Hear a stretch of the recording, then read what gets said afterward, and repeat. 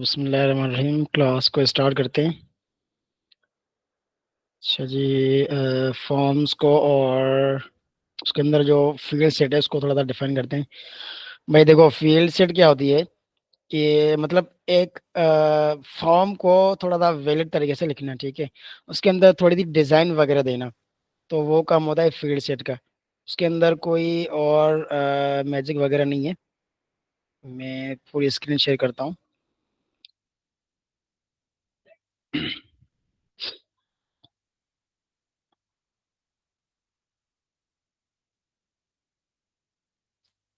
अच्छा, स्क्रीन पूरी नज़र आ रही है अभी?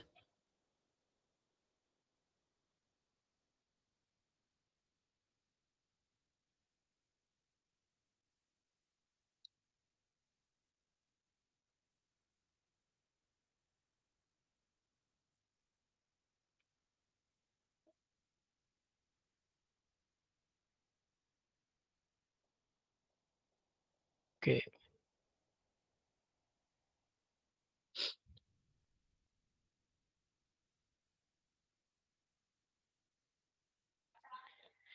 यहाँ पर हमने बनाया HTML का file, index dot H T M L.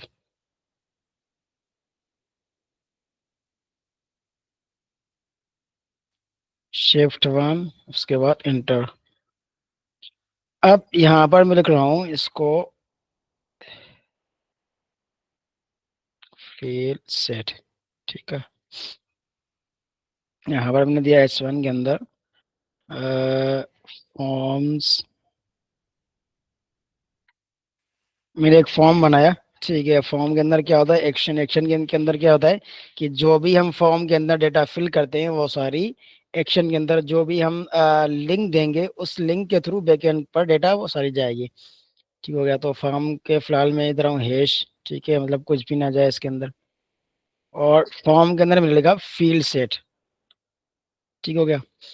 Field set क्या होता है कि थोड़ी सी हमें यूआई बनाकर देता है, बाकी सारा कुछ क्या होता है जैसे हम एक नॉर्मल फॉर्म बनाते हैं, ठीक है। यहाँ पर मैंने दिया इनपुट, सही है।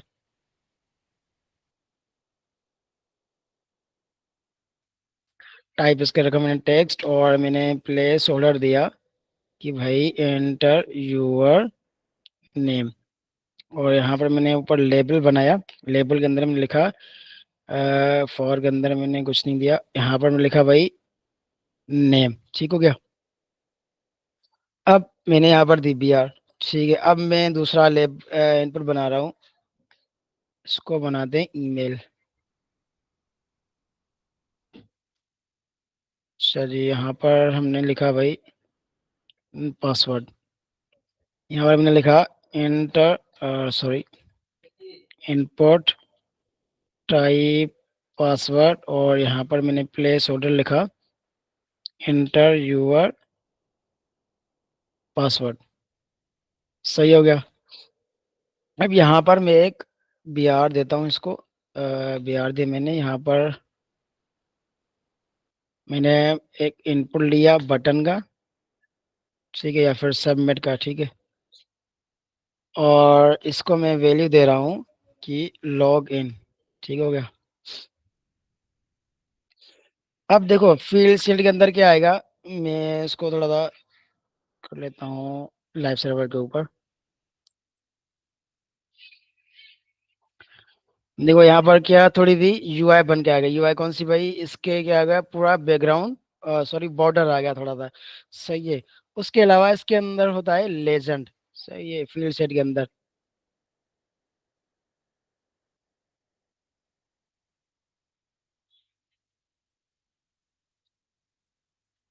लेजेंड का हम क्या देंगे, लॉग इन फॉर्म, सही हो गया। यहाँ पर देना पड़ेगा फॉर्म्स।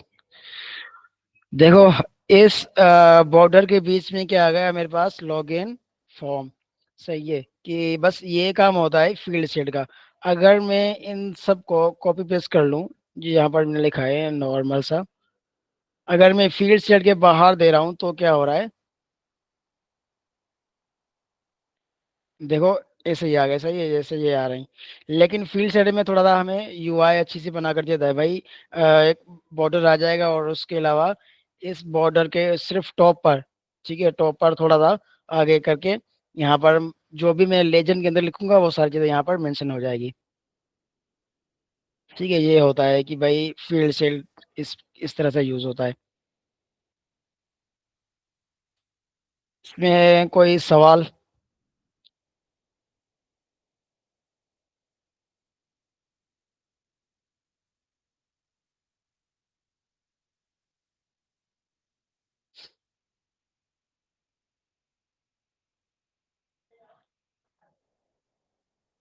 जी रोहान।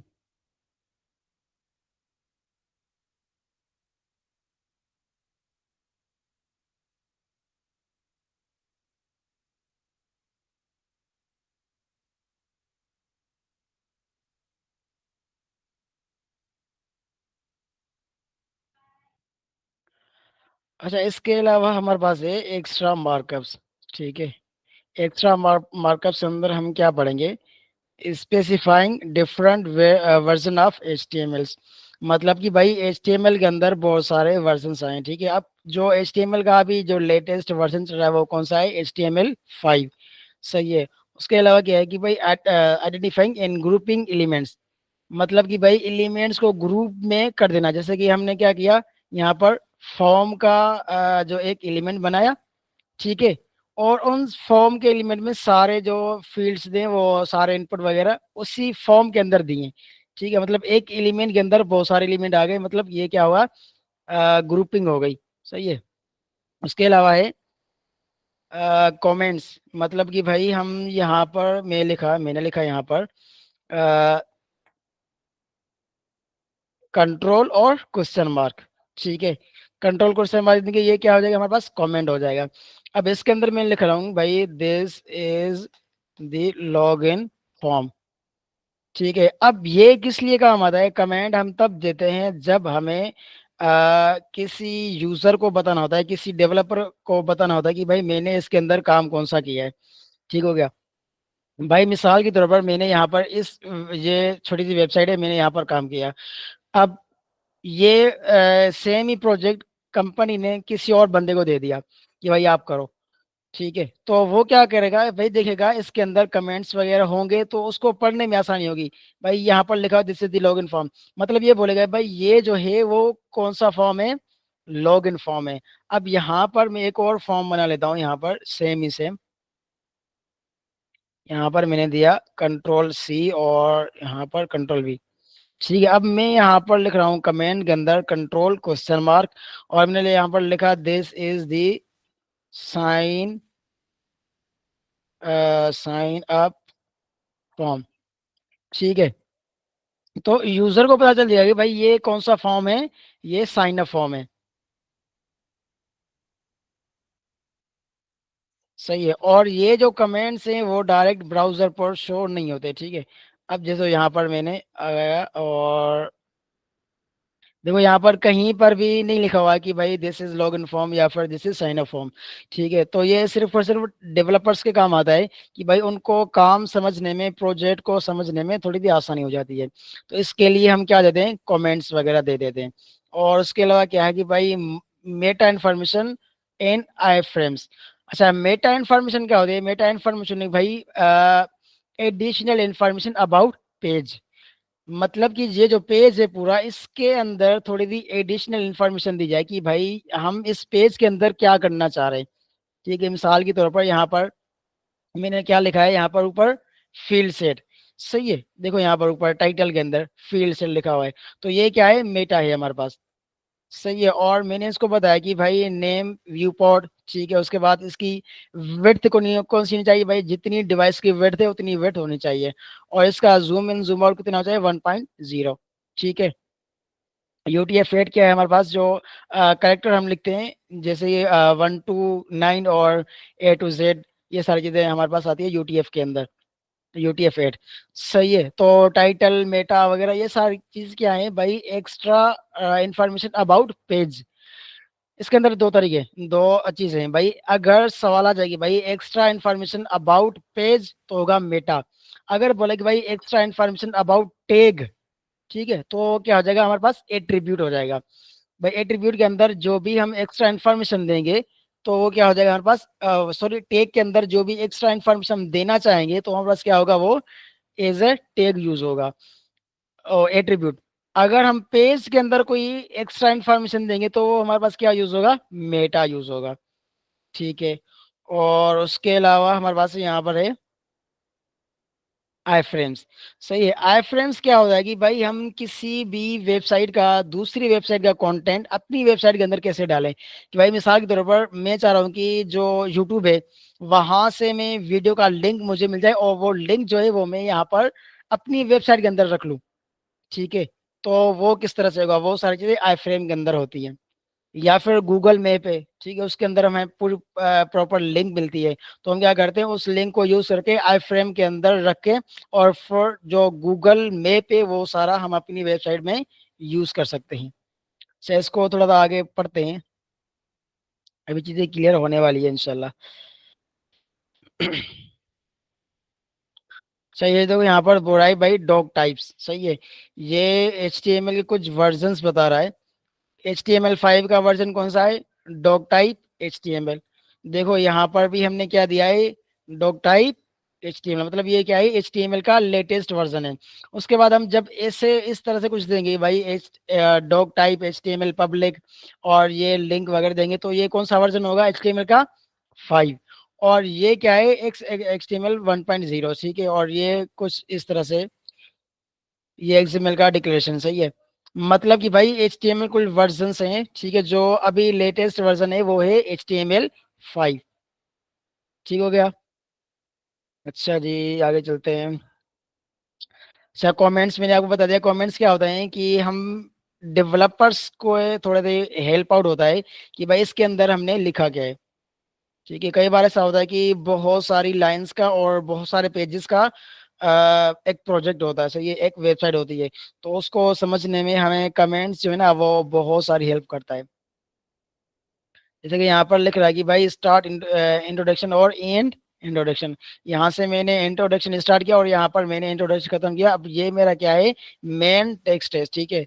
अब जो डेवलपर होगा वो समझ जाएगी भाई यहाँ से लेकर यहाँ तक क्या है, सिर्फ और सिर्फ इसका इंट्रोडक्शन है, ठीक है। और जो मेन कंटेंट है, मेन टेक्स्ट है, वो यहाँ से स्टार्ट हो रही है, ठीक है, और यहाँ पर ये एंड हो रही है, इस तरह से कुछ। अच्छा, ये देखो ब्राउजर पर शो नहीं होगा ये जो लिखा हुआ है ना स्टार्ट ऑफ इंट्रोडक्शन, तो ये ब्राउजर पर शो नहीं होगा, ये सिर्फ और सिर्फ हेल्प आउट करेगा VS कोड के अंदर ही। उसके बाद है आईडी एट्रीब्यूट। ठीक है। आईडी एट्रीब्यूट क्या होता है, हमारे पास एक एट्रीब्यूट है, एट्रीब्यूट आपको पता होगा कि भाई एडिशनल इंफॉर्मेशन अबाउट टैग। ठीक है। जब भी हम कोई आईडी देते हैं ना तो मतलब कि भाई ये जो हमारे पास एट्रीब्यूट है ना, जो टैग है, सॉरी जो टैग है वो क्या हो जाएगा हमारे पास, यूनिक हो जाएगा। कि भाई मिसाल के तौर पर यहाँ पर मेरे पास क्या है, एक ईमेल है और पासवर्ड है, ठीक है, और लॉगिन बटन है। अब मैं चाह रहा हूँ कि भाई जब भी इनको मैं एक यूनिक, देखो ये सारी चीजें क्या है, यूनिक है, ईमेल भी यूनिक है और ये पासवर्ड भी यूनिक है, मतलब इस तरह का कोई मेरे पास और कोई नहीं है। ठीक है। ना मेरे पास कोई पासवर्ड है ना मेरे पास कोई ईमेल है, सिर्फ ये क्या है, लॉगिन फॉर्म के अंदर दो चीजें ही हैं। ठीक है। एक पासवर्ड और एक ईमेल, तो इनको मैं क्या दूंगा, एट्रीब्यूट एज आईडी। सही है, मैं इनको आईडी दूंगा यहाँ से, आईडी मैंने दी ईमेल। ठीक है। तो ये क्या है, मेरे पास एक यूनिक है, यूनिक के लिए यूज क्या होता है हमारे पास, आईडी। और फॉर के अंदर हम क्या देंगे, फॉर के अंदर हम आईडी देंगे कि भाई इस ईमेल को टारगेट करो। ठीक हो गया। सॉरी, ई हमें पास कैपिटल नहीं स्मॉल देना पड़ेगा क्योंकि ये क्या है, केस सेंसिटिव है। उसके अलावा हम फॉर इसके अंदर आईडी देंगे, आईडी मैंने दी पासवर्ड, ठीक है, या फिर पास लिखते हैं। और यहाँ पर फॉर के अंदर मुझे क्या देना पड़ेगा, पास। ठीक है। आईडी क्या होता है, फिर से समझे, आईडी होता है कि भाई किसी भी, अगर हम देख रहे हैं कि यहाँ पर एक टैग है जो बिल्कुल यूनिक है, उसके जैसा कोई और टैग हमारे पास नहीं है, तो ये क्या हो जाएगा हमारे पास, एज आईडी उसको हम एट्रीब्यूट देंगे। सही है। जैसे कि इसके अंदर फील्ड सेट के अंदर अगर मिसाल के तौर पर यहाँ पर मेरे पास दो पासवर्ड्स हैं जो पॉसिबल नहीं है, ठीक है।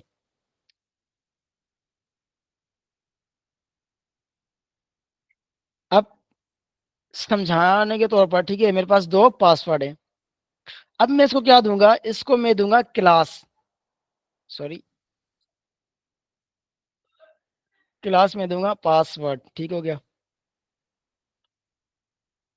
क्लास किस लिए यूज होता है कि भाई अगर कोई चीज सेम हमें दिख रही है तो उसको क्या देंगे, क्लास।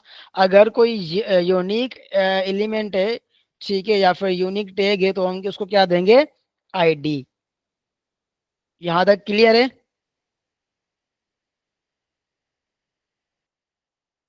आईडी और क्लास में क्या फर्क है।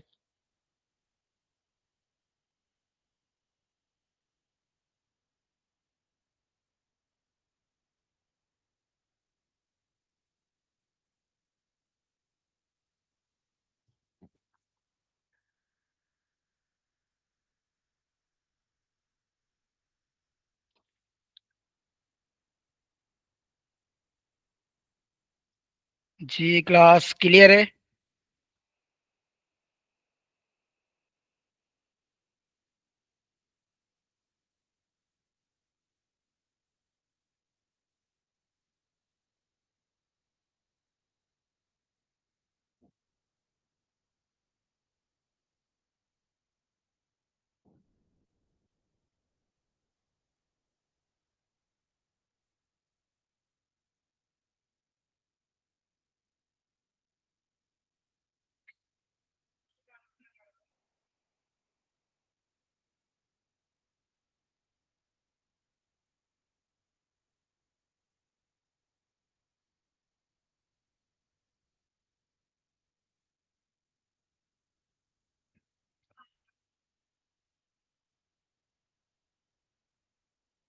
अच्छा भाई, खामोशी के जो है ना वो दो रीजन होते हैं। या तो समझ में आ रहा है, ठीक है, या तो बिल्कुल समझ नहीं आ रहा। तो काइंडली कंफर्म कर ले कि अगर क्लियर है तो हम आगे बढ़ें, वरना इसको थोड़ा सा रिपीट कर लें।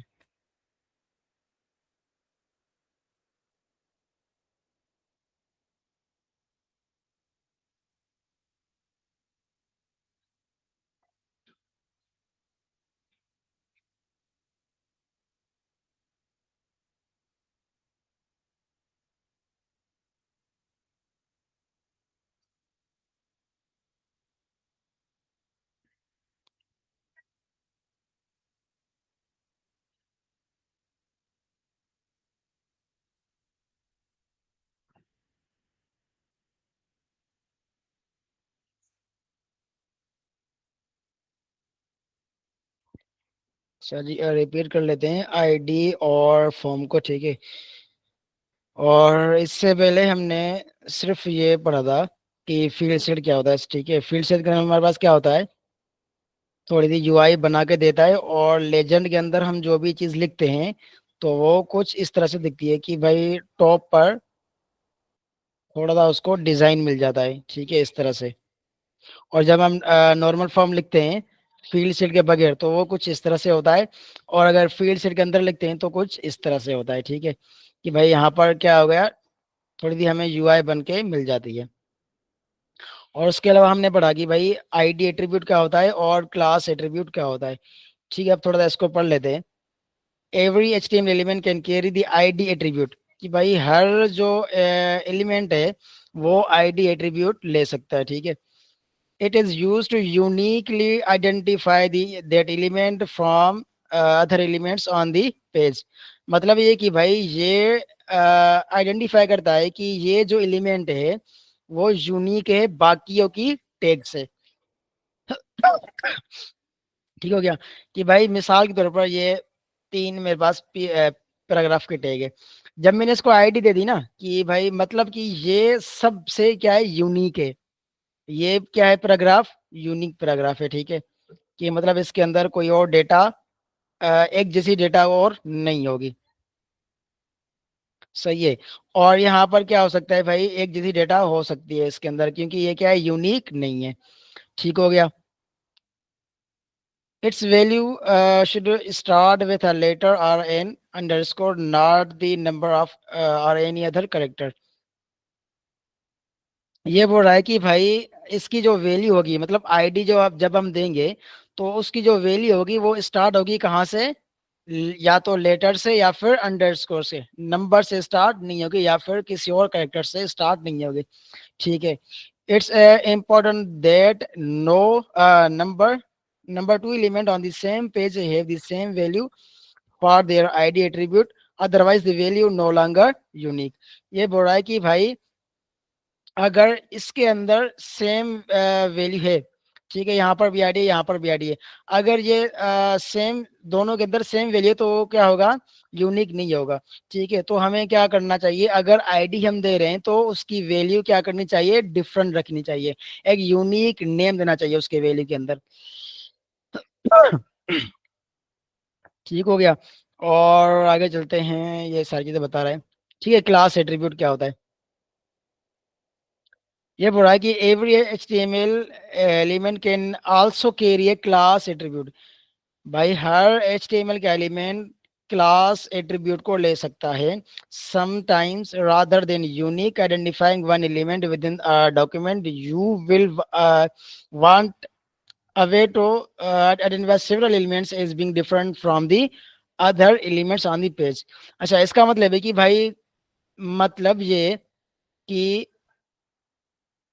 ये कुछ टाइम के लिए क्या करता है कि डेटा को हमारे पास क्या करता है, या तो यूनिक रखता है पेज को, ठीक है, एलिमेंट को, या फिर क्या करता है कि उसको कॉमन रखता है। सही है।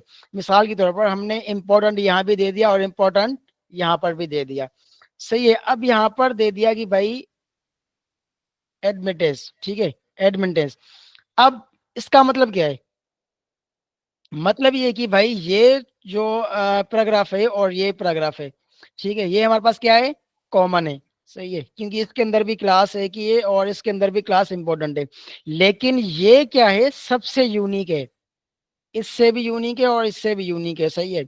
अगर हम इस वैल्यू की के बिहाफ पे देखें तो ये और ये क्या है, हमारे पास कॉमन है, ठीक है, और यूनिक नहीं है। और अगर इस वैल्यू के बिहाफ पे देखें तो ये क्या है, हमारे पास यूनिक है। ठीक है।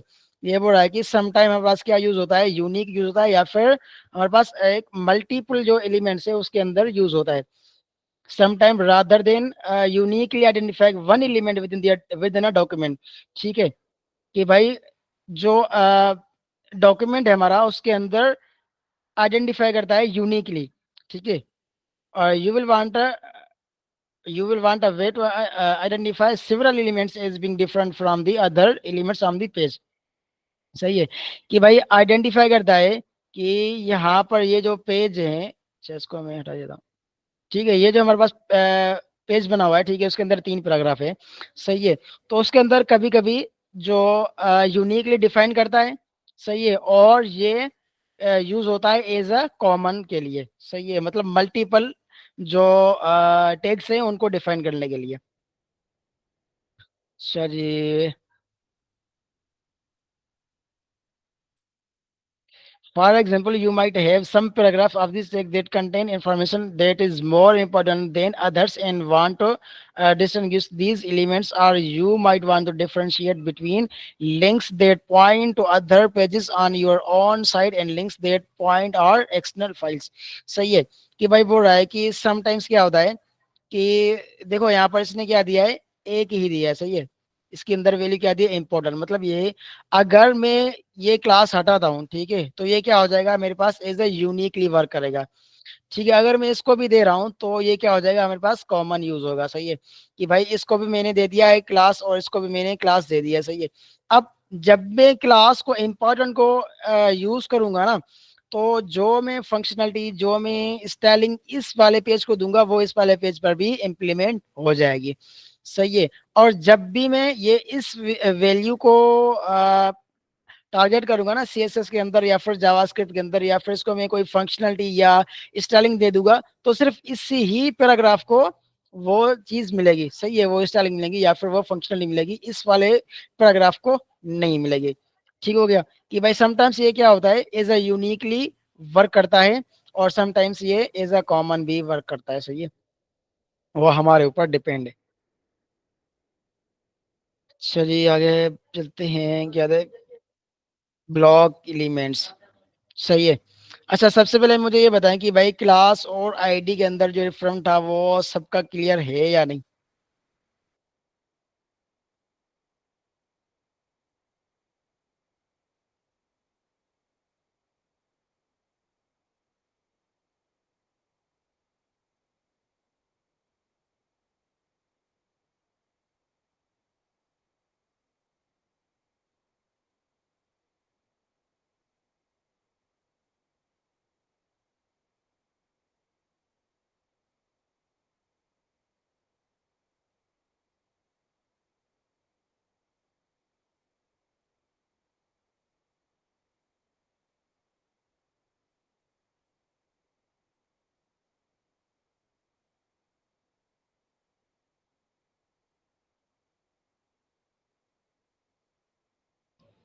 जी क्लास क्लियर है या नहीं, थोड़ा सा बता दें जल्दी।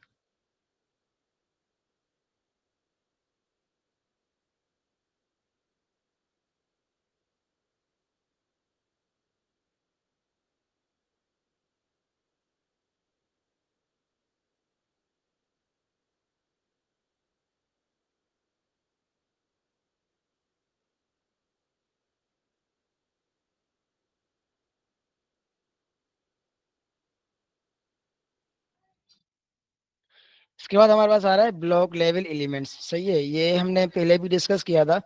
सही है कि ब्लॉक लेवल एलिमेंट्स क्या होते हैं और इनलाइन एलिमेंट्स क्या होते हैं।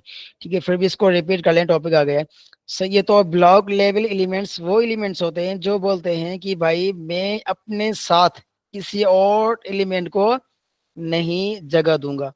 सही है, कि भाई वो बोलता है कि भाई मैं चौड़ा होकर ये पूरी जगह लूंगा, इस पूरी विड्थ जो है वो पूरी लूंगा मैं। सही है, और ये किसी को मैं नहीं दूंगा। भाई यहाँ पर हमने लिखा, मैंने यहाँ पर सबसे ऊपर मैंने देखो H1 का मैंने बनाया फॉर्म। सही है, और मैं H2 का बनाता हूँ। वो लिखा हूँ यहाँ पर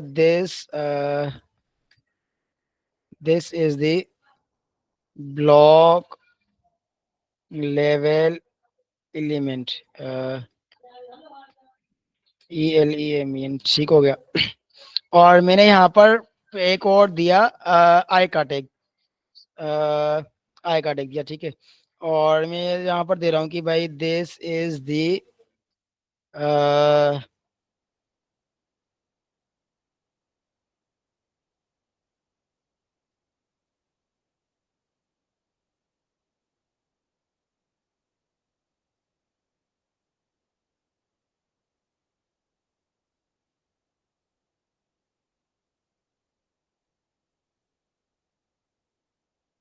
सही है भाई, मैं यहाँ पर लिखता हूँ कि भाई this is the inline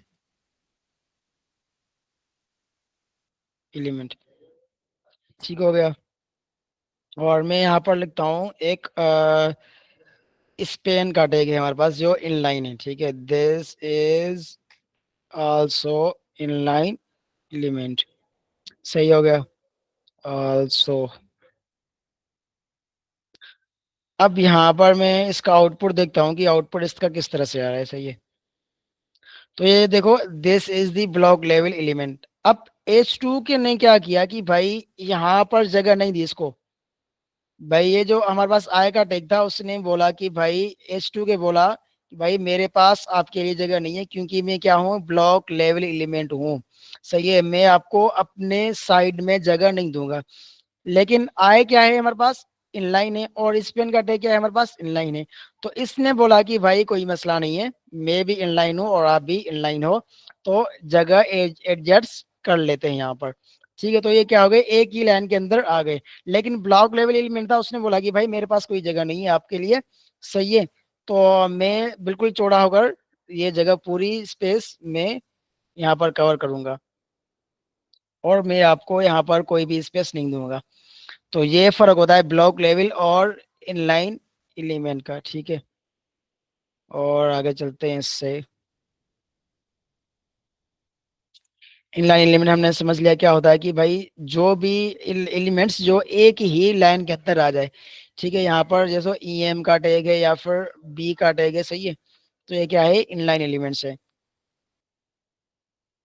grouping text and elements in a block. सही है, कि भाई मिसाल के तौर पर हमने जो यहाँ पर पढ़ा था फॉर्म के अंदर, सही है, फॉर्म के अंदर हमने क्या दिया कि भाई बहुत सारे टैग्स जो थे, इनपुट का टैग था, ठीक है, फील्ड और फील्ड शील्ड का टैग था, ठीक है, और उसके अलावा लेजेंड का टैग था। तो ये सारे क्या किए हमने इस फॉर्म के अंदर रैप कर लिए सारे, ठीक है।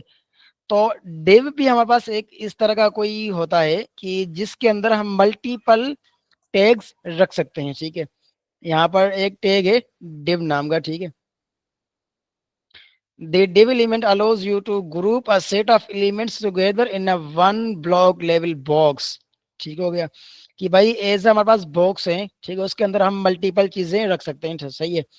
तो ये div क्या करता है, एज अ बॉक्स वर्क करता है। मैंने यहाँ पर लिखा, इस सबको मैंने क्या किया, div के अंदर रैप कर लिया मैंने। ठीक हो गया कि भाई एक ही टैग के अंदर मैंने मल्टीपल टैग्स लिख लिए, सही है। डेव का टैग था और उसके अंदर मैंने यहाँ पर ये सारी टैग्स लिख लिए। अब जब भी मैं डेव को स्टाइल दूंगा तो इन पर भी उसका इफेक्ट हो जाएगा, सही है। तो ये होता है जब भी मिसाल के तौर पर मैंने यहाँ पर हमारे पास जो डेव का एलिमेंट है, ठीक है, ये यहाँ पर यहाँ से जा रहा है। अब मैं चाह रहा हूँ कि भाई इन सब को यहाँ से लेकर नीचे रख लूँ, ठीक है, यहाँ इस जगह पर रख लूँ। तो मैं क्या करूंगा, सबसे पहले इस टू को यहाँ पर लाऊंगा, उसके बाद आई के टे को यहाँ पर लाऊंगा नीचे, उसके बाद स्पेन के टे को यहाँ पर नीचे लाऊंगा, ठीक है। तो ये क्या हो जाएगा, बिल्कुल रॉन्ग प्रैक्टिस होगी, ठीक है। तो मैं क्या करूंगा, इन सबको एक बॉक्स बॉक्स के अंदर रखूंगा और पूरा का पूरा बॉक्स क्या करूंगा, मैं उस बॉक्स को नीचे यहाँ पर रखूंगा, तो ये सारी चीजें नीचे आ जाएंगी खुद ब खुद। जब मैं डिव को नीचे रखूंगा तो वो सारी चीजें नीचे आ जाएंगी। ठीक हो गया। उसके अलावा हमारे पास होता है स्पेन का टैग, आगे आएगा। देखो स्पेन का टैग आ गया। भाई डिव क्या है हमारे पास, डिव है हमारे पास ब्लॉक लेवल एलिमेंट, और स्पेन हमारे पास क्या है, इनलाइन एलिमेंट। ठीक हो गया। अ, आगे चलते हैं इससे। आई फ्रेम आ गया। ठीक हो गया। आई फ्रेम क्या होता है कि भाई जब भी हम थर्ड पार्टी कोई चीज यूज करें उसके अंदर, ठीक है, जैसे को मैप खुल गया यहाँ पर।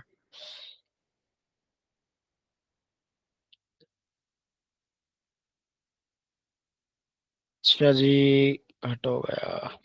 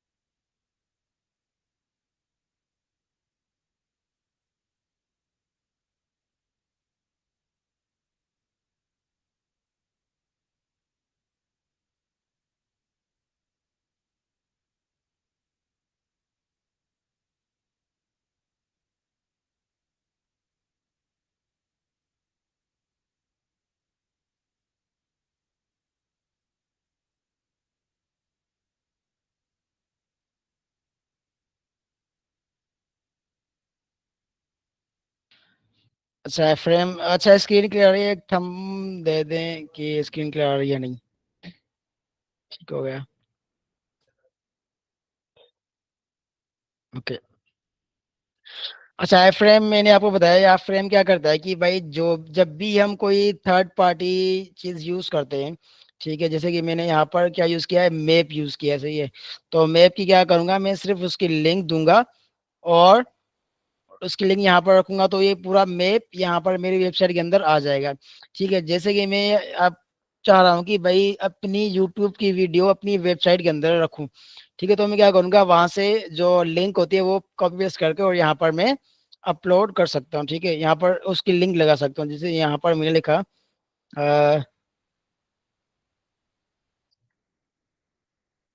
एम स्क्वायर कोड है, सही है। और यहाँ पर मैं लिख रहा हूँ,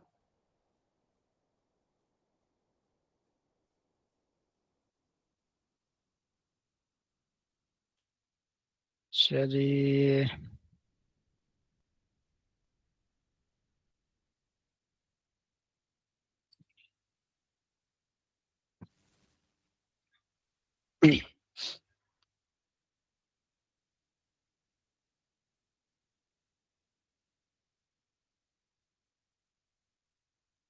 इसको मैंने किया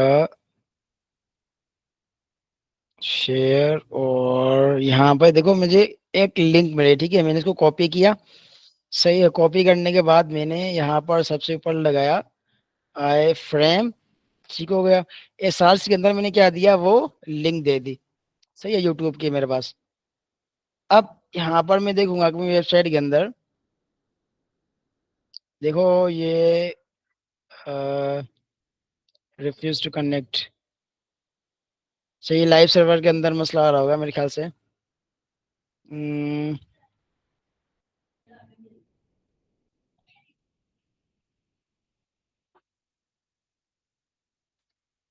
जब मैं इसको ऐसे ही ओपन करता हूँ तो हो सकता है आ जाए यहाँ पर। नहीं आ रहा, रिफ्यूज टू कनेक्ट।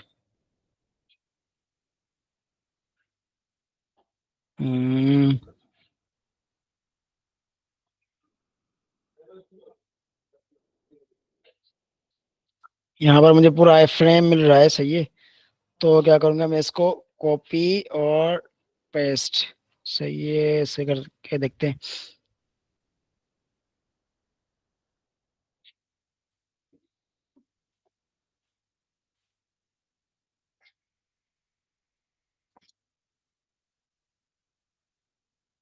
हम्म,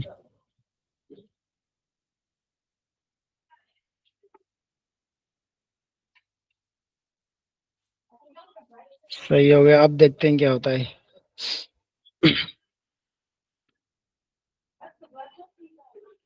भी नहीं आया। अच्छा देखो, अब आ गया, सही है। तो इसके अंदर हमने सारी चीजें देनी होती हैं कि SRC, हाइट, वेड्थ, सही है, टाइटल वगैरह। और ये अलो भी मतलब कर लेते हैं कि भाई इसको जो भी है वो चीजें सारी अलो होनी चाहिए। अलो फुल स्क्रीन, सही है, फुल स्क्रीन भी होनी चाहिए। ठीक है, तो ये सारा आई फ्रेम हमने कॉपी किया वहां से, यूट्यूब से मिला हमें। और देखो हम अपनी वेबसाइट के अंदर उसकी आई फ्रेम के थ्रू, यहाँ पर मैंने अपनी यूट्यूब की वीडियो इस लोकल फाइल के अंदर लगा ली। सही है, इस पर भी मैं रिफ्रेश कर लूंगा तो यहाँ पर ही आ जाएगी। ठीक हो गया। तो लाइव सर्वर के अंदर लगाते हैं इसको। अब मैं इनकी विड्थ और हाइट सेट कर रहा हूँ कि यहाँ पर मैं दे रहा हूँ 2 और यहाँ पर मैं दे रहा हूँ 4। देखो इसकी विड्थ और हाइट भी सेट हो रही है हमारे पास, सही है। अब मैं इसको प्ले भी कर सकता हूँ। और ठीक हो गया।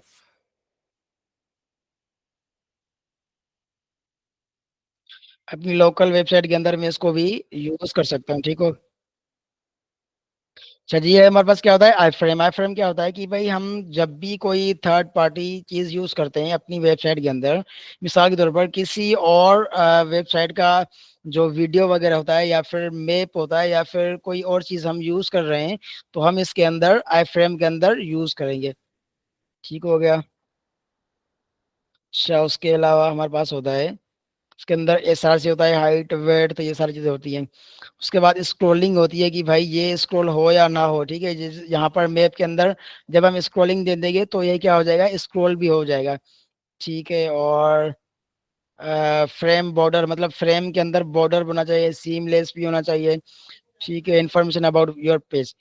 अब जो मैंने बताया कि भाई मेटा हमारे पास होता है, इंफॉर्मेशन अबाउट योर पेज। ठीक है, ये हमारे पास क्या होता है, मेटा होता है। जो हमने सबसे पहले भी पढ़ा था ऊपर ऊपर,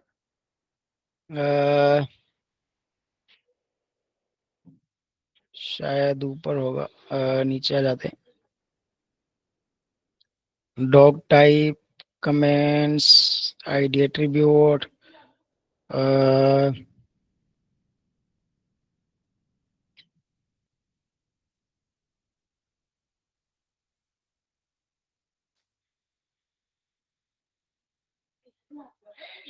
यहाँ पर जो टॉपिक लिखे हुए थे ना उसके अंदर होगा मेटा इन्फॉर्मेशन। सही है। मेटा क्या होता है? Extra information about page. सही हो गया कि भाई जो भी पेज के अंदर जितनी भी एक्स्ट्रा इन्फॉर्मेशन है वो किसके अंदर आ जाएगी? मेटा के अंदर आ जाएगी। अब इसको थोड़ा सा डिटेल में पढ़ते हैं कि भाई मेटा है क्या चीज। The meta element lives inside the head element. जो मेटा का एलिमेंट होता है वो किसके अंदर यूज होता है? हेड के टैग के अंदर। ठीक है। And contain information about that web page. और ये क्या करता है कि भाई इसके अंदर वो इंफॉर्मेशन होती है जो पेज के अंदर हम यूज कर रहे हैं। पेज के अबाउट जितनी भी इंफॉर्मेशन है वो यूज होती है। It is not visible to users but fulfills a number of purpose such as telling search engines about your page, who created it, and whether or not it is time sensitive। ठीक हो गया। if the page is time sensitive it can be said to expire। सही है। मिसाल के तौर पर भाई हमने सर्च इंजन को बताना होता है, गूगल को बताना होता है कि भाई मेरे पास ये जो पेज खुला हुआ है वो अभी कौन सा पेज है। सही है। लॉगिन का पेज है या फिर साइन अप का पेज है या फिर हमारे पास होम पेज है या फिर डैशबोर्ड है या फिर अबाउट का पेज है या फिर कॉन्टेक्ट का पेज है। ठीक है। ये सारी चीजें हमें किसको देनी होती है? मेटा को हमें प्रोवाइड करनी होती है। और मेटा क्या करता है कि गूगल को बताता है कि भाई ये हमारे पास कौन सा पेज है और किस किस तरह से यूज होता है।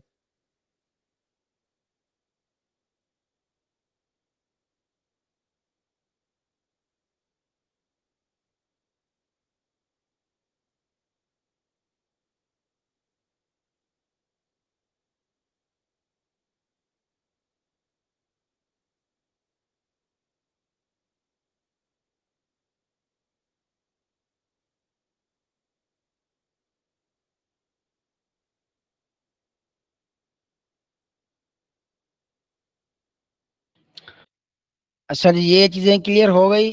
मेटा वगैरह है, फ्रेम।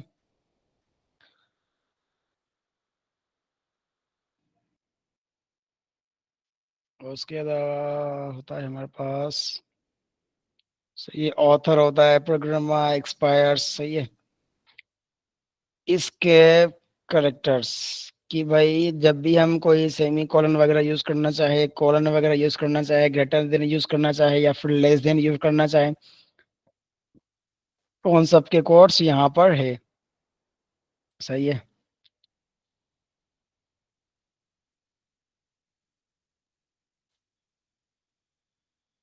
चलिए, जब भी हम कोई लेस देन यूज करना चाहे तो क्या देंगे? एंड और एल टी और सेमी कॉलन। ठीक है। या फिर इसका कोई हेक्सा कोड है, सही है, तो हम वो भी लिख सकते हैं। और हम जब भी ये क्या करते हैं, सेंड का जो साइन है, ठीक है, ये किसी मेरे ख्याल से करेंसी का शायद हो सकता है। ठीक है। यहाँ पर ये जैसे पाउंड है, ठीक है, जो यूरो जिसको हम बोलते हैं शायद। उसके अलावा हमारे पास ये येन है, सही है, और ये यूरो ये है। ठीक है। ये पाउंड है और ये यूरो है। ठीक है। हमारे पास कॉपीराइट का सिंबल है, तो हम इस तरह से दे सकते हैं। ठीक है। उसके बाद रजिस्टर्ड ट्रेडमार्क, सही है, ये इसका आर, उसके बाद टीएम, सही है, या फिर मल्टीप्लाई डिवाइड, और ये सारी चीजें हम इसके अंदर देते हैं। सही है। तो इन छोटी छोटी साइंस का ये क्या है? छोटा सा कोड है सिर्फ। ये जहन में रखना है, नहीं तो यहाँ से देख लेना है बुक के अंदर से। ठीक हो गया। उसके अलावा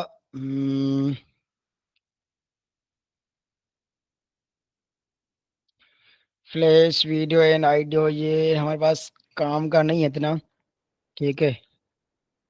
और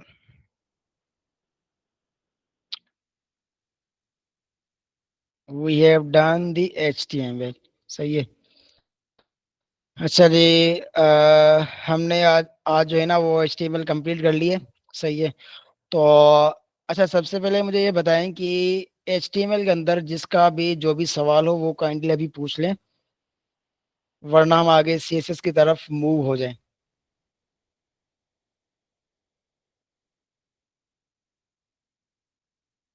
क्योंकि ये देखो, ये HTML और CSS ये सारे हमारे पास बेस है। सही है।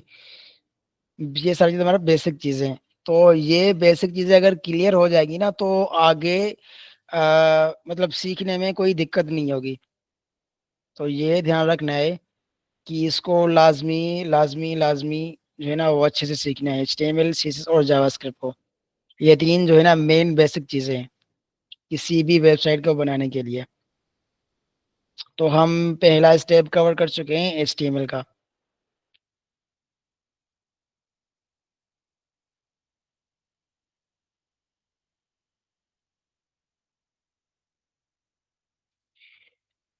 किसी का कोई सवाल?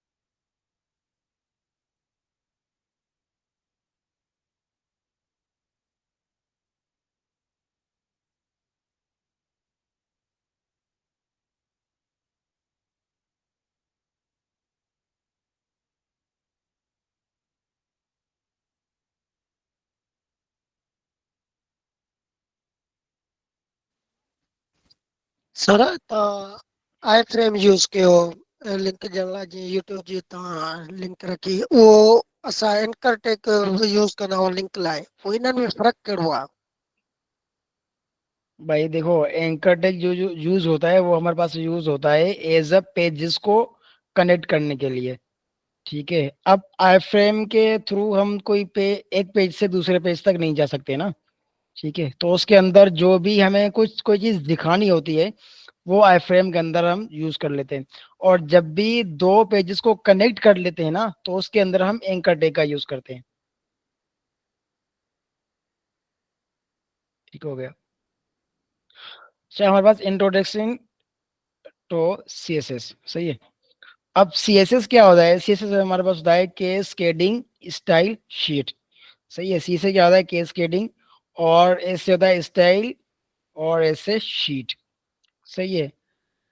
अब कौन मुझे बताएगा कि कैस्केडिंग का मतलब क्या होता है? किसी को कोई आइडिया है कि कैस्केडिंग क्या होता है?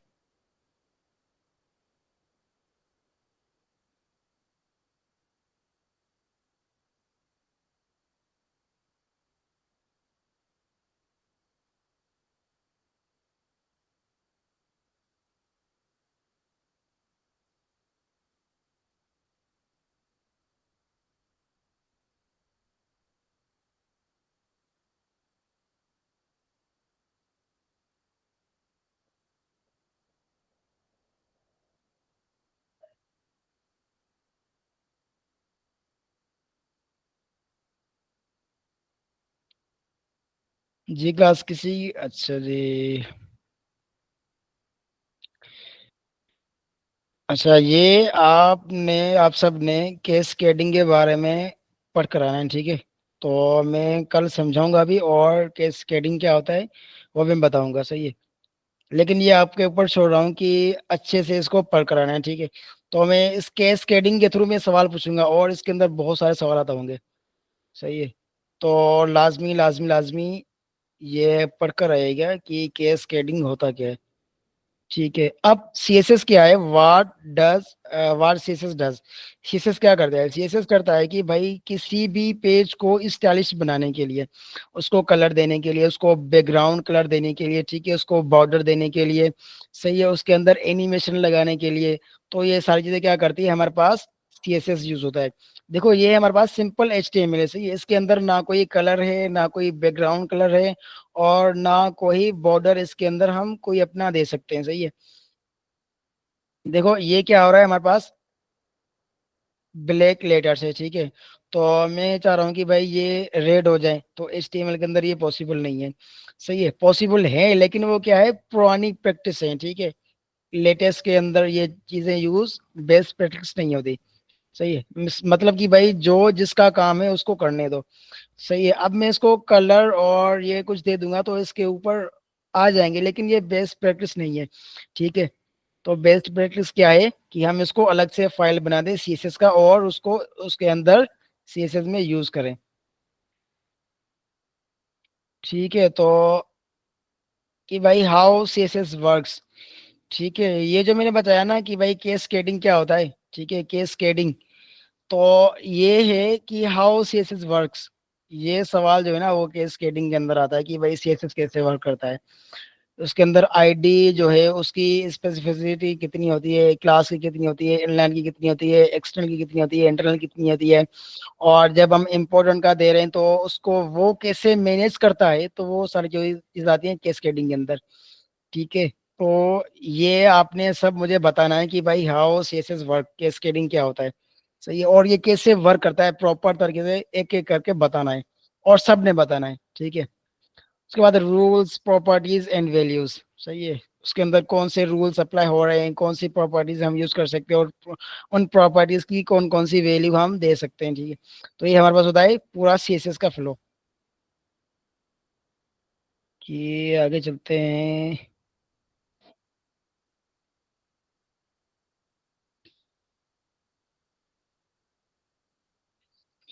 जैसे देखो इसके अंदर इसने क्या किया है, इसका कलर भी चेंज किया है, सही है, और इनको बैक बॉर्डर भी दे दिया है, सही है, और इनको भी थोड़ा सा बॉर्डर दे दिया है, सही है, और हर एक जो बॉक्स है उनको भी बॉर्डर दिया है, सही है, तो ये किसका काम होता है, सीएसएस का काम होता है। इसके अंदर हम क्या करते हैं, सेलेक्टर यूज करते हैं पी को, और फिर उसके अंदर हम फॉन्ट फैमिलीज को ही चेंज करते हैं भाई। फॉन्ट का जो स्टाइल है वो हम फॉन्ट फैमिली के अंदर चेंज करते हैं। ठीक है, अच्छा, अभी सारी चीजें आएंगी, और ये देखकर जो है ना परेशान नहीं होना कि पता नहीं क्या चीजें ये, सही है, आहिस्ता आहिस्ता ये सारी चीजें आ जाएंगी। ये बोल रहा है कि भाई CSS properties affect how elements are displayed. कि भाई सीएसएस प्रॉपर्टी के जो भी एलिमेंट्स है वो किस तरह से हो रहे हैं, और उन पर किस तरह से इफेक्ट हो रहा है, वो सीएसएस की प्रॉपर्टीज के अंदर यूज होता है सारा कुछ। ठीक है, कि भाई इसकी फॉन्ट फैमिली मैंने चेंज कर ली, इसका मैंने कलर चेंज कर लिया। ठीक है, ये हमारे पास ये जो है प्रॉपर्टी होती है, और ये इसकी वैल्यू होती है। प्रॉपर्टी क्या होती है कि भाई हम उसकी जो भी स्टाइलिंग करना चाहते हैं, और वैल्यू क्या होती है कि भाई उसकी स्टाइलिंग किस तरह से करना चाहते हैं, कि भाई मुझे इसका कलर करना है, अब कलर कौन सा करना है, येलो करना है। ठीक है, कि भाई मुझे इसकी स्टाइलिंग करनी है, स्टाइलिंग की वैल्यू क्या होगी, मतलब वो किस किस्म का स्टाइल होगा, भाई उसकी मैंने कलर चेंज करनी है, ये स्टाइल हो गया। अब कौन सा कलर चेंज करा है कि भाई किस किस्म का स्टाइल आपको चाहिए, वो होता है हमारे पास वैल्यू। अच्छा, ये चैप्टर क्लोज हो गया।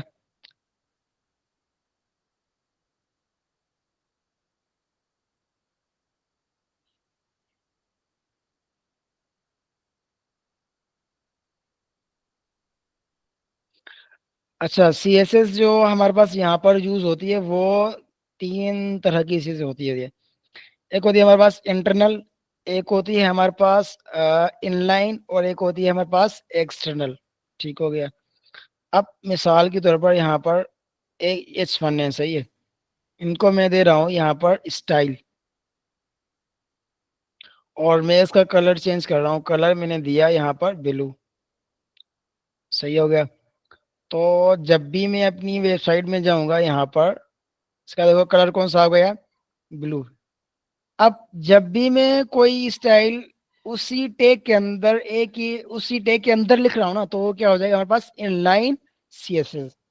सही है, भाई जो भी सीएसएस टैग के अंदर लिखी जाए, और एट्रीब्यूट कौन सा होता है उसका, एट्रीब्यूट का नेम स्टाइल, और उसकी वैल्यू हम इस तरह से कुछ दे सकते हैं कि भाई उसका कलर कौन सा हो जाए, ब्लू हो जाए। सही है, और दूसरा होता है इंटरनल, इंटरनल मतलब भाई पेज के अंदर। सही है, वो हम कहाँ पर लिखते हैं, हेड के अंदर। सही है, मैंने यहाँ पर दिया स्टाइल। ठीक है, और H1 को मुझे टारगेट करना होता है, सही है, H1 को जब भी मुझे देना होता है कि भाई मैं H1 का जो कलर है वो चेंज करूं, तो मैंने क्या दिया, H1, उसके बाद ब्रैकेट, मिडिल ब्रैकेट, उसके बाद मैं यहाँ पर दे रहा हूँ बैकग्राउंड कलर, और यहाँ पर मैंने दिया चॉकलेट कलर। ठीक हो गया। अब देखो कुछ इस तरह से आ गया, सही है, मैंने इसका बैकग्राउंड कलर चेंज कर दिया। ये हमारे पास पे क्या होती है, इंटरनल सीएसएस, मतलब उसी पेज के अंदर सीएसएस हम लिख रहे हैं। अगर लाइन के अंदर लिख रहे हैं, किसी टैग के अंदर लिख रहे हैं, तो वो इनलाइन। अगर पेज के अंदर मतलब हेड के अंदर इस टैग के अंदर लिख रहे हैं, तो वो क्या हो जाएगा, इंटरनल।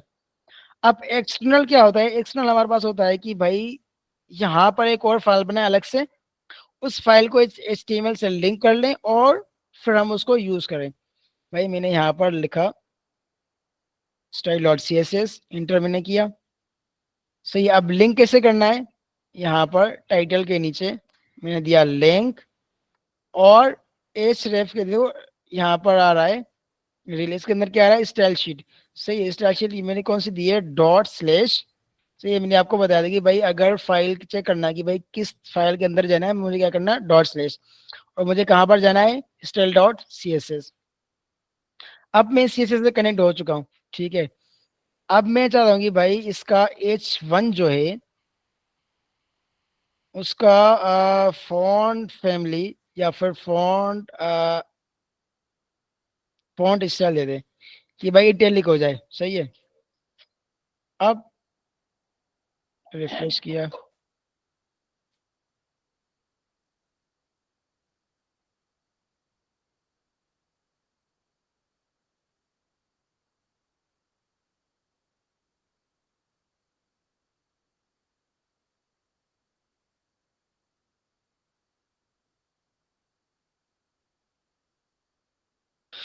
अच्छा देखो यहाँ पर क्या आ गया, फॉर्म मेरे पास इटैलिक के अंदर आ गया। सही है, तो ये क्या होता है हमारे पास, ये होती है एक्सटर्नल सीएसएस, जो एक और अलग से फाइल बनाते हैं और यहाँ पर इसको लिंक कराते हैं HTML के अंदर और फिर इसको यूज करते हैं। ठीक है, तीन टाइप्स की होती है सीएसएस। एक होती है इनलाइन, जो हम लाइन के अंदर या फिर टैग के अंदर एक एट्रीब्यूट देते हैं स्टाइल का, और उसकी वैल्यू के अंदर वो सारी स्टाइलिंग लिख लेते हैं। उसके बाद होता है इंटरनल। इंटरनल मतलब भाई यहाँ पर मैंने स्टाइल का टैग दिया हेड के अंदर, और उसके अंदर मैंने यहाँ पर एज इट लिख दिया। ठीक है, H1, और उसके बाद कर्ली ब्रैकेट, फिर बैकग्राउंड कलर उसका ये दे दिया। और उसके बाद होता है हमारे पास एक्सटर्नल सीएसएस। एक्सटर्नल क्या होता है कि भाई अलग फाइल बनाना और उस अलग फाइल को यहाँ पर लिंक के अंदर HTML के अंदर लिंक करवाना। ठीक है, तो जैसे देखो ये जैसे मैंने यहाँ पर दे दिया है कि भाई H1 फिर कर्ली ब्रैकेट, ठीक है, उसके अलावा ये सारी चीजें। सही है, तो ये सारी चीजें यहाँ पर H1 दिया, फिर कर्ली ब्रैकेट, और फिर फॉन्ट स्टाइल मैंने चेंज कर लिया। सही है, तो ये हमारे पास तीन किस्म की सीएसएस होती है, एक इंटरनल, एक एक्सटर्नल, एक इनलाइन सीएसएस। अच्छा जी, आगे चलते हैं इससे।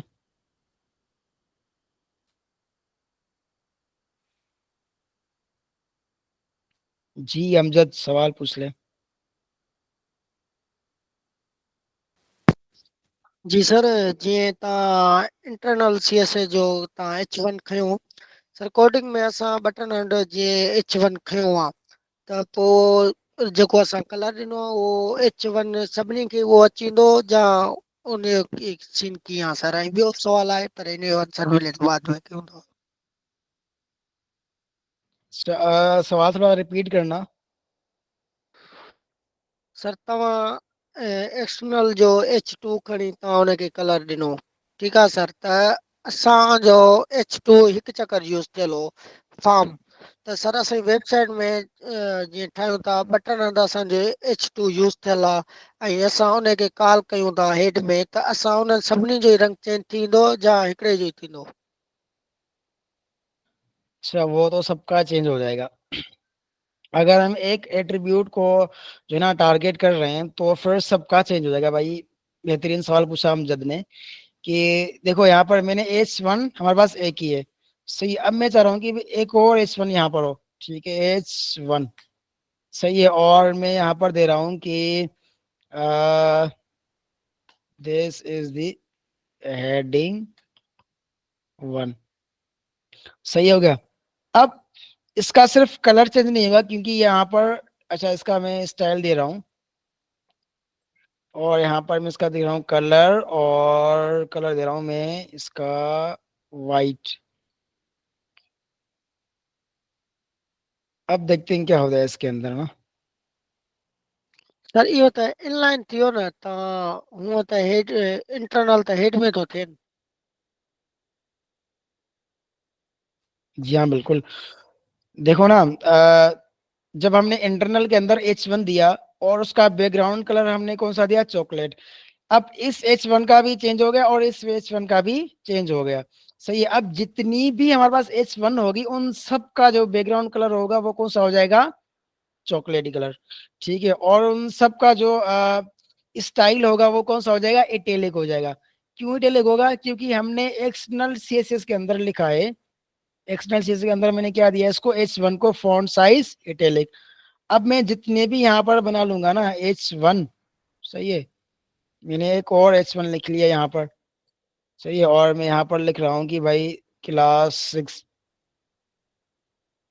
सही है। देखो इसका बैकग्राउंड कलर और इसका जो स्टाइल था वो चेंज हो गया। सही है। इसका कलर क्यों नहीं चेंज हुआ, क्योंकि हमने इसको इनलाइन सेसेस नहीं दिए। जी अमजद, यही सवाल आपका। जी सर, इहो क्लियर थियो। ॿियो सुवाल त सर जीअं बसि उहो आई थिंक क्लियर थी वियो आहे त असां एट अ टाइम जेके टे सी एस जा पार्ट आहिनि त यूज़ करे सघूं था या ॿई, इंटरनल एक्सटर्नल।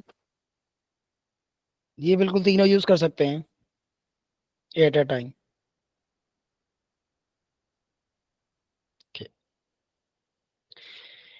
भाई देखो, अगर हम यहाँ पर HTML CSS और जावास्क्रिप्ट की बात कर रहे हैं ना, तो बहुत जरूरी है कि हम एक अलग से फाइल फाइल बना लें एक्सटर्नल CSS का। ठीक है। और जब हम आगे बढ़ेंगे ना, कि जब हम सीखेंगे रिएक्ट वगैरह, तो उनके अंदर हम इनलाइन CSS बहुत ज्यादा यूज करेंगे, क्योंकि हम वहां पर कुछ लाइब्रेरीज जो है ना वो यूज करेंगे। सही है। तो वो लाइब्रेरीज हमारे पास सिर्फ इनलाइन CSS के अंदर यूज होगी। उसको हम क्लास देंगे और क्लास के अंदर वो सारी चीजें हो जाएंगी। ठीक है। तो इनलाइन थोड़ा सा काम ज्यादा करना पड़ेगा जब हम रिएक्ट वगैरह पढ़ेंगे, और उसके अंदर जब हम लाइब्रेरी सीखेंगे, लाइक टेलविंड हो गया या फिर शेडशन हो गया, ये सारी चीजें हम, या फिर चाकरा UI, तो फिर उसके अंदर हम क्या देंगे, एक क्लास देंगे और क्लास के अंदर सारी चीजें हम हमें लिखी हुई मिल जाएगी। चलिए आगे चलते हैं।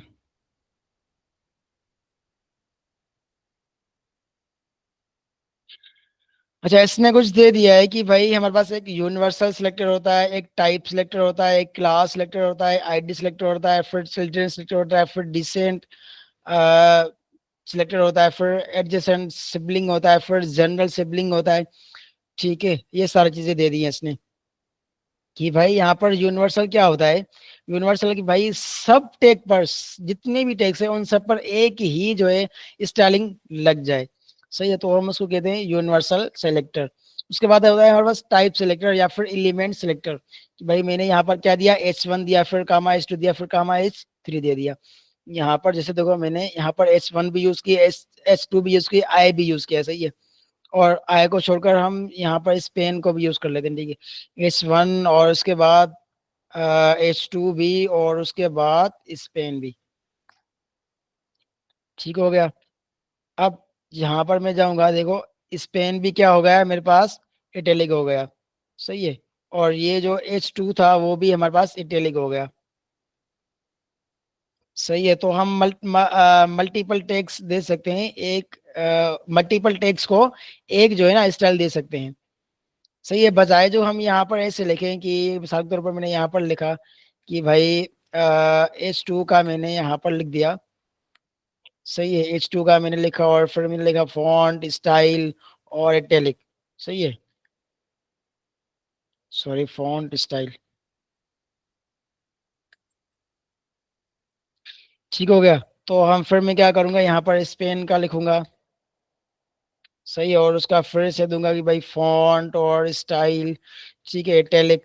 सही है। बजाय इनके मैं क्या करूंगा, यहाँ पर इन सबको हटाकर यहाँ पर कॉमा दूंगा, कॉमा H2, सॉरी,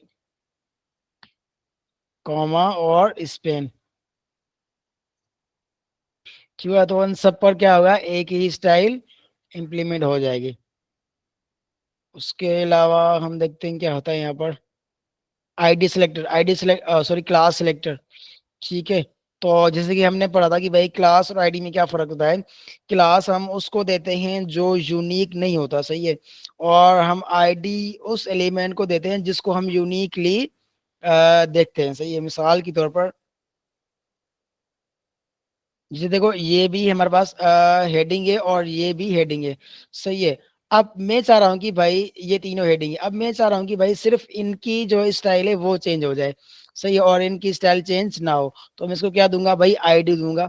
सही है, मैंने आईडी दी यहाँ पर, और फिर मैंने लिखा यहाँ पर हेडिंग और वन, सही है। इसको मैंने आईडी दी, मैंने लिखा यहाँ पर हेडिंग और टू, और इसको मैंने आईडी दी मैंने इसको क्लास और सिक्स, सही हो गया। तो ये क्या हो जाएंगे, ये यूनिकली हो जाएंगे, ठीक है। और आईडी को किस तरह से यहाँ पर टारगेट करना है, मैंने क्या कंट्रोल सी, आईडी को कैसे करना है, हैश से, हैश, ठीक है, शिफ्ट थ्री, हैश और कंट्रोल भी मैंने कर दिया, हेडिंग वन, सही है। अब मैं इसका स्टाइल जो फॉन्ट कलर वगैरह है वो मैं चेंज कर रहा हूँ। मैंने क्या यहाँ पर लिखा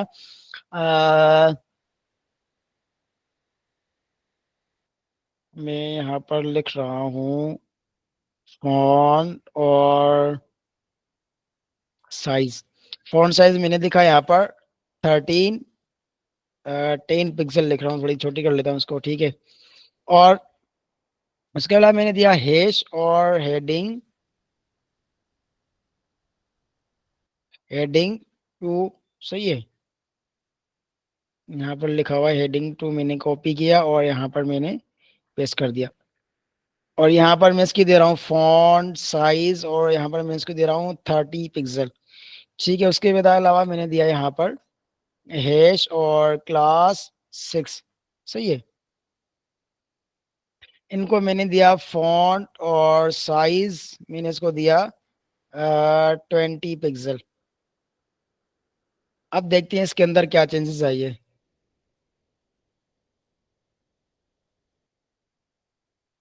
देखो इसको मैंने क्या दिया 10, छोटा हो गया। अब मैं इसको मैंने क्या दिया 30, ये क्या हो गया, इसकी साइज बढ़ गई। इसको मैंने क्या दिया है 20, तो उस हिसाब से इसने साइज अपनी रख ली, सही है। कि मतलब कि भाई हम जब आईडी देंगे तो किसी एक एट्रीब्यूट को टेक करने के लिए उसको आईडी देंगे। जब हम क्लास की बात करेंगे तो एक से ज्यादा जो टेक्स देते हैं उसकी बात करेंगे। भाई मिसाल के तौर पर मुझे सब के ऊपर जो कलर है वो कौन सा देना है, वे सब के अंदर कलर देना है व्हाइट, मिसाल के तौर पर, ठीक है। तो मैं क्या करूंगा, यहाँ पर मैंने इसको क्लास दे दी, इसको मैंने क्लास दी, ठीक है। मैंने क्लास दी सिर्फ हेडिंग, सही है। और मैं इसको कॉपी कर रहा हूँ, कंट्रोल सी, कंट्रोल वी, सही है। और यहाँ पर भी मैंने क्या दिया, कंट्रोल वी, ठीक है। इसको मैंने हेडिंग दे दी, इसको मैंने हेडिंग, इसको भी मैंने हेडिंग, ठीक है। मैंने कॉपी किया इसको। अब आईडी को टारगेट करने के लिए हैश, और क्लास को टारगेट करने के लिए डॉट, सही है। डॉट और क्लास की जो वैल्यू है उसको हम वैल्यू यहाँ पर लिख देंगे। अब मैं चाह रहा हूँ कि भाई सबका जो कलर हो जाए वो हो जाए वाइट, ठीक है। अब मैं यहाँ से इनलाइन से हटाता हूँ, क्योंकि ये क्या हो जाएगा, कॉन्फ्लिक्ट अंदर आ जाए इसके अंदर। अ, इसको भी मैंने यहाँ से हटा दिया। देखो भाई इन सब का कलर क्या क्या हो गया, वाइट आ गया। अब आपके जहन में सवाल आता होगा कि भाई जब हम इसको दे रहे हैं कि इनका कलर चेंज हो, सही है, इनको हेडिंग दी, इनको हेडिंग दे दी। अब मैं सिंपल क्या करूं, यहाँ पर इसको हटाऊं, सही है। इसको मैंने हटा दिया। अब इसका कलर कौन सा हो गया, ब्लैक हो गया, सही है। अब मैं यहाँ पर लिख रहा हूँ कि H1 और इन सब का कलर क्या हो जाए, वाइट, सही है। कलर वाइट हो गया। तो मुझे क्लास देने की जरूरत क्यों पड़ रही है यहाँ पर, कोई बता सकता है कि मुझे यहाँ पर क्लास देने की जरूरत क्यों पड़ रही है, जब मैं चाह रहा हूँ कि भाई तीनों को मैं टारगेट कर लूँ। तो फिर H1 लिख लूँ यहाँ पर सिंपल, सही है। तो मैं हेडिंग क्यों दे रहा हूँ, डॉट हेडिंग, इतनी मतलब क्लास क्यों दे रहा है उसको, वजह क्या है क्लास देने की।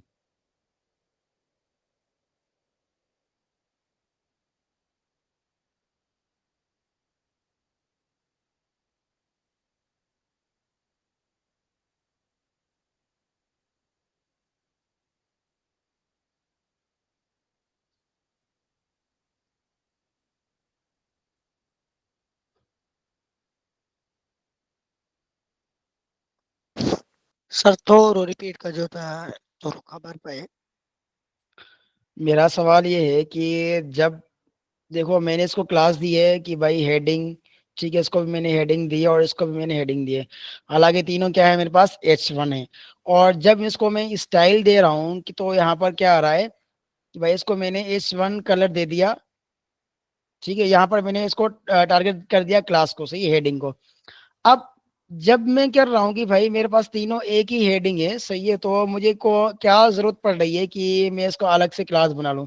मीन्स उससे सिंपल क्या करता हूँ, H1 लिखा और उसका कलर मैंने चेंज कर लिया। तो मैं तो ये भी कर सकता हूँ, लेकिन मुझे क्लास देने की क्या जरूरत पड़ रही है।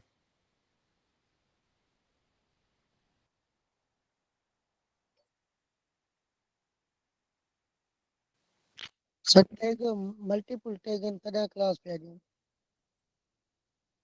भाई मल्टीपल टैग तो हैं, सही बात है आपकी, ठीक है। तो यहाँ पर मैंने H1 दे दिया, मल्टीपल टैग को हो गया काम सारा कुछ।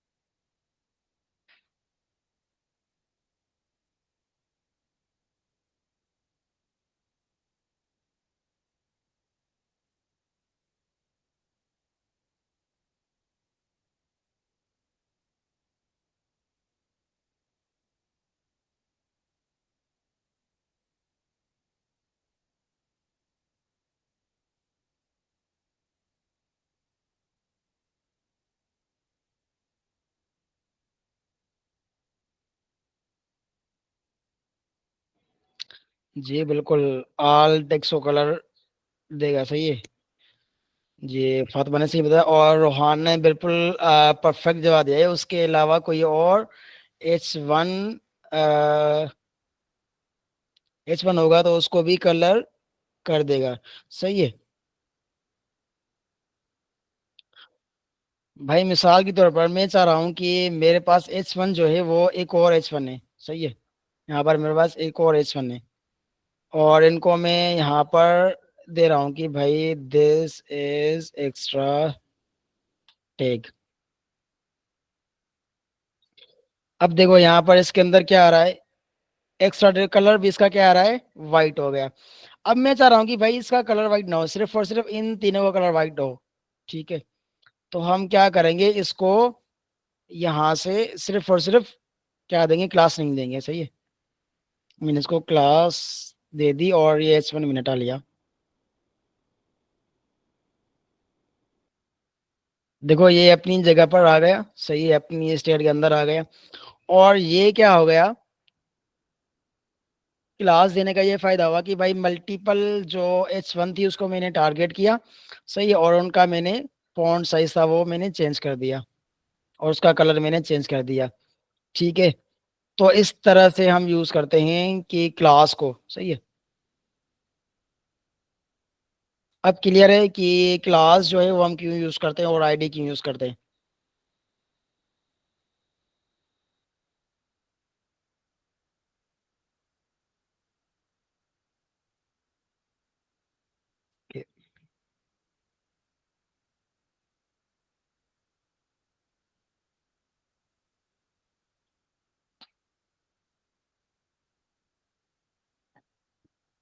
जी अमजद, सवाल है आपका शायद। नो नो सर सवाल ना है कोई। हैंड राइज जो है ना वो खत्म कर ले अपना। उसके बाद ये है कि भाई हमारे पास चाइल्ड सेलेक्टर या फिर डिसेंडेंट सेलेक्टर, सही है।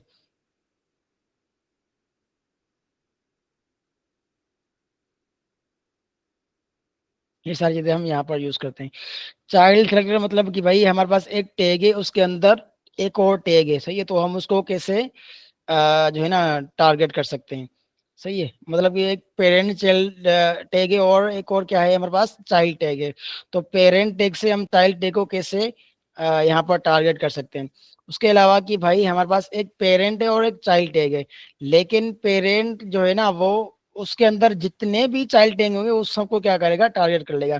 सही तौर पर पी का टैग है, सही है, पी के टैग के अंदर जितने भी ए के टैग होंगे ना वो सबको क्या कर देगा, टारगेट कर लेगा।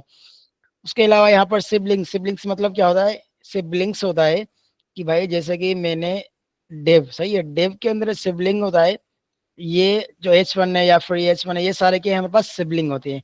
जैसे सिस्टर और ब्रदर होता है, ठीक है, वो क्या होता है, हमारे पास सिबलिंग्स होता है, सही। और उनका पेरेंट क्या होता है, फादर और मदर, सही है। तो ये आपस में क्या हो जाते हैं, सिबलिंग्स, और ये क्या हो जाता है हमारे पास, पेरेंट। ठीक है, तो जनरल सिबलिंग सेलेक्टर, ठीक है। तो कुछ ये सेलेक्टर्स हैं जिसके थ्रू हम पेरेंट टू चाइल्ड जो है ना वो सेलेक्ट कर सकते हैं।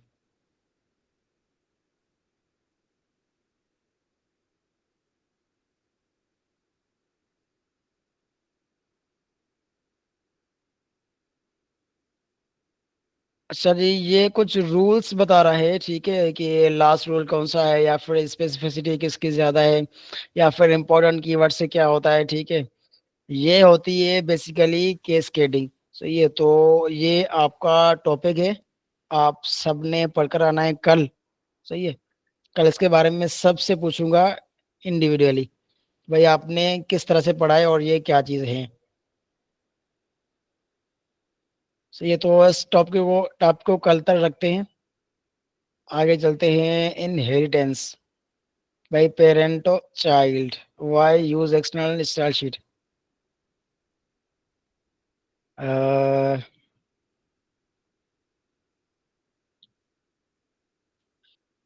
यहाँ पर आ गया कलर, चैप्टर नंबर 11, कलर, सही है। How to specify colours, colours terminology and contrast, उसके बाद बैकग्राउंड कलर, सही है। यहाँ पर देख लेते हैं इस चैप्टर के अंदर किस तरह से ये कलर दे रहा है। भाई कलर जो है ना वो तीन किस्म के, थ्री टाइप से हम उसकी वैल्यू दे सकते हैं कलर की। यहाँ पर इसने यूज किया है कि कलर का नेम, सही है। उसके अलावा हमारे पास होता है हेक्सा कोड्स, सही है। उसके अलावा हमारे पास आरजीबी यूज होता है, आरजीबी मतलब कि भाई रेड, ग्रीन और ब्लू, ठीक है। ये तीनों कलर जो है मिक्स करके यहाँ पर कोई एक कलर जनरेट कर सकते हैं हम, ठीक हो गया। जैसे कि मिसाल के तौर पर यहाँ पर मैं इस H2 को यहाँ पर, इसको मैंने यहाँ से हटाया, सही है। और यहाँ पर मैं दे रहा हूँ H2 को बैकग्राउंड कलर, और मैंने दे दिया RGB, ठीक है, RGB। अब रेड, इसको बाद में देखते हैं। रेड में दे रहा हूँ यहाँ पर 2 to 5, मतलब 0 से लेकर 2 to 5 तक, ये क्या होता है, लास्ट होता है, सही है। और रेड में सबसे ज्यादा दे रहा हूँ, ग्रीन में दे रहा हूँ 130, सही है। उसके अलावा मैं ब्लू दे रहा हूँ इसके अंदर, ब्लू को कम रखते हैं, 50 कर लेते हैं, ताकि रेड थोड़ा सा इम्प्लीमेंट हो जाए। कुछ ऑरेंज किस्म का कलर हमारे पास आ गया, सही है। तो जब भी हम देखेंगे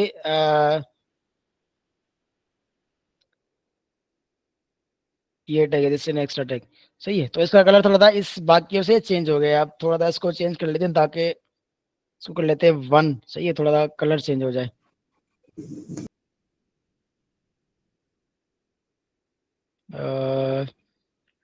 यहाँ पर दिया हुआ है सबसे पहले ना H1 को,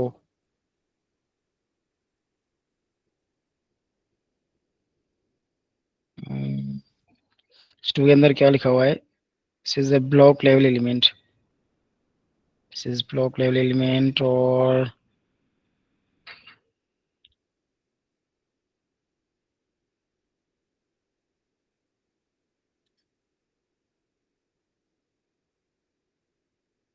अब देखो आ गया, ठीक है। यहाँ पर क्या लगा था, कॉमा लगी हुई थी, और ये थोड़ी सी स्पेस लगी, तो ये इस तरह से बिल्कुल एक्यूरेट जो है ना नहीं आ रहा था, सही है। तो मैंने वैल्यू तीनों दे दी, सही है। ये दे दी मैंने, रेड की ये, और ग्रीन की, या फिर ब्लू की। तो मेरे पास कुछ इस तरह सा बैकग्राउंड बन गया, सही है। तो मैं इसको फिर से कर लेता हूँ। ठीक हो गया। देखो कुछ इस तरह से बन गया ऑरेंज कलर का, सही है। तो हम इसके थ्रू भी दे सकते हैं कि भाई मैंने इसको थोड़ा सा कम कर दिया, मैंने लिखा 155 और इसको मैंने दिया 225, सही है। और सही है, और इसको मैंने दिया 160। तो ये थोड़ा सा देखते हैं कि भाई कौन सा कलर बन जाता है। देखो जी इस तरह सा कलर बन गया, सही है। तो हम ये यूज करते हैं आरजीबी, मतलब रेड ग्रीन और ब्लू तीनों कलर का मिक्स जो है ना वो करके यहाँ पर यूज कर लेते हैं। उसके बाद हमारे पास होता है कुछ हेक्सा कोड्स, सही है। मैंने यहाँ पर लिखा स्पेन, और स्पेन को मैंने दिया बैकग्राउंड कलर, बैकग्राउंड कलर ने दिया हैश, और दिया हैश 0 0। मतलब ये क्या होता है, फुल ब्लैक, सही है। स्पेन के टिक को मैंने कहीं पर टारगेट नहीं किया, सही है।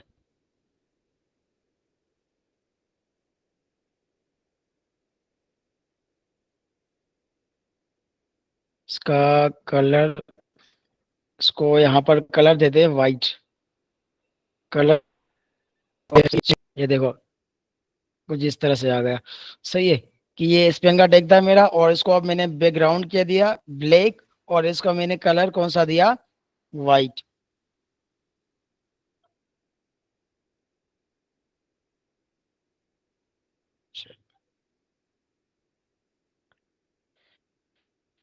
ठीक है, तो ये कुछ होती है हमारे पास हेक्सा कोड्स।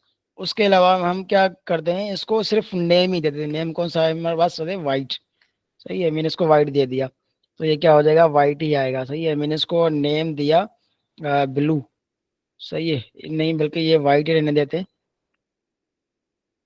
मैंने इसको दिया ग्रीन,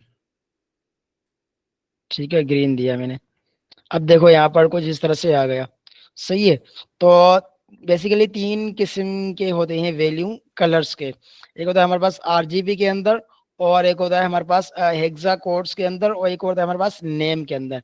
अच्छा, एक और होता है हमारे पास RGBA, सही है। भाई मिसाल के तौर पर यहाँ पर मैंने दिया 0, सही है। इसको भी मैंने दिया 0, इसको भी मैंने दिया 0, और इसको भी मैंने दिया 0। तो ये क्या हो जाए, ब्लैक आ जाएगा। अब RGBA जब यूज करूंगा ना, तो ए के अंदर क्या आ गया, अल्फा, सही है। अल्फा मतलब इसकी जो कंट्रास्ट होते हैं ना, इसको बोलते हैं, सही है। सही है, यहाँ पर मैं दे रहा हूँ कि भाई 0.5। फिर मैंने रिफ्रेश किया, देखो कुछ इस तरह से आ गया, सही है। मतलब कि भाई इसकी थोड़ी सी जो मतलब घिनाव होता है ना, मतलब एक होता है कि जो सॉलिड होता है, सही है, ब्लैक, सॉलिड ब्लैक, उसको क्या आते हैं, उसके जो रंग होता है उसका थोड़ा सा हल्का कर लेते हैं। जैसे हमको बोलते हैं कि भाई हल्का सा रंग हो जाए, सही है। तो हम उसके लिए ये चीज यूज करते हैं अल्फा। ये होता है हमारे पास इस ओपेसिटी होता है, सही है। ओपेसिटी हमारे पास एज अ यूज होता है। अब ओपेसिटी क्या है वो इंशाल्लाह हम आगे टॉपिक हमारा वो चलकर पढ़ेंगे ओपेसिटी के बारे में। अच्छा जी, कलर हमारे पास होता है एक हेक्सा कोड, एक होता है हमारे पास कलर नेम, उसके बाद RGB वैल्यूज के थ्रू हम उसको कलर दे सकते हैं, सही है। उसके अलावा हमारे पास बैकग्राउंड कलर हमने देख लिया। बैकग्राउंड भी कलर किस तरह से होता है, RGB होता है, और फिर हेक्सा भी होता है, या फिर आ, हम उसको ये भी कलर का नेम भी सिंपल दे सकते हैं, सही है। तो हम कुछ इस तरह से भी कलर दे सकते हैं। अब अंडरस्टैंडिंग कलर्स, ये देखो ये यहाँ पर यूज हुआ है, ये ओपेसिटी की वजह से यूज हुआ है, ठीक है। यहाँ पर देखो क्या आ रहा है, रेड, और यहाँ आ रहा है ग्रीन, यहाँ पर आ रहा है ब्लू। अब इन तीनों को क्या कर रहे हैं, मिक्स कर रहे हैं, ठीक है। अब ग्रीन और जब रेड यहाँ पर मिक्स कर रहे हैं, तो यहाँ पर क्या बन रहा है, येलो बन रहा है। अब जब इसका मिक्स करें तो ये वाला जो कलर है वो बन रहा है। अब जब ग्रीन और ब्लू मिक्स कर रहे हैं तो फिर ये कलर बन रहा है। जब हम तीनों मिक्स कर रहे हैं तो ये फिर ये जो कलर है वो बन रहा है, सही है। तो ये हमारे पास क्या होती है, इस ओपेसिटी, सही है। या फिर आरजीबी इसको हम कहते हैं ना कि भाई रेड कितना हो, ग्रीन कितना हो, या फिर ब्लू कितना हो। सही है, तो हम इन चीजों को मिक्स करके एक और कलर जनरेट कर लेते हैं।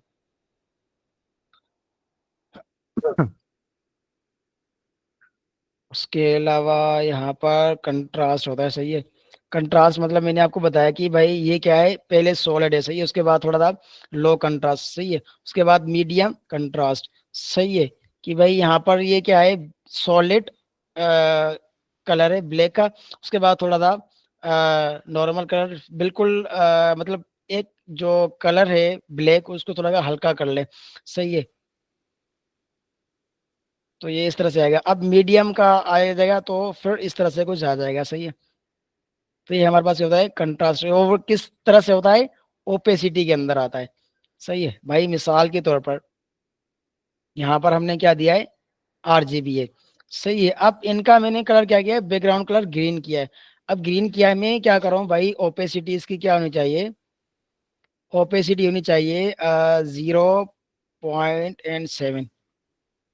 तो ये पूरा जो टैग है उसकी ओपेसिटी कम कर लेगा।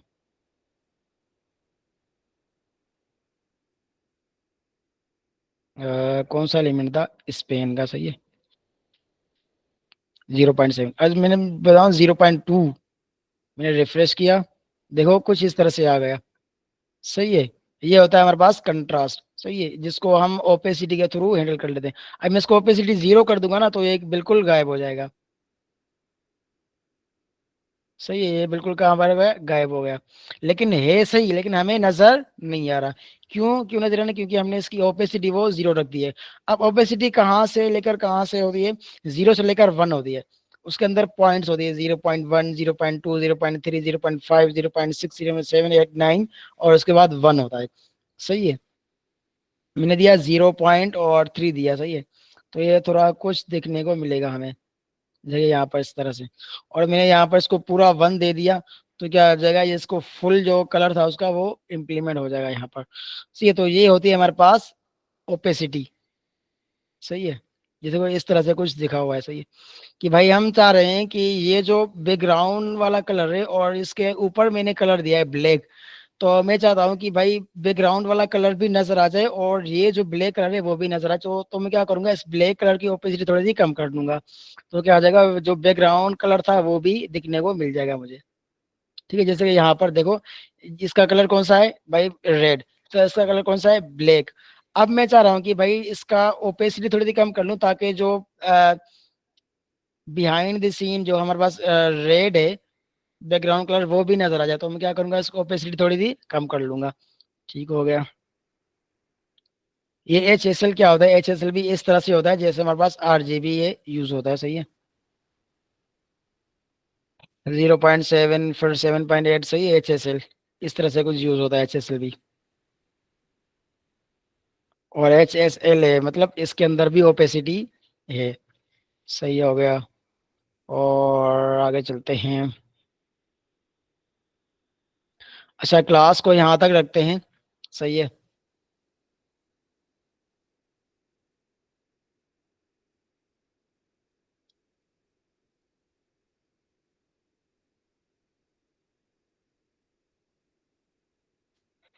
हमारा नेक्स्ट का टॉपिक है शायद टेक्स्ट। सही है, टेक्स्ट हो गया। अच्छा, अभी मैं फॉर्म की जो असाइनमेंट है वो दे देता हूँ। सही है, और उसके अंदर आपने सीएसएस लगानी है उस फॉर्म को अच्छा करने के लिए। सही है, उसके अंदर ओपेसिटी भी लगानी है और बैकग्राउंड कलर कलर, उसके अंदर थोड़ी सी स्टाइलिंग जितनी हो सके। सही है, वो सारी चीजें करनी है फॉर्म के अंदर।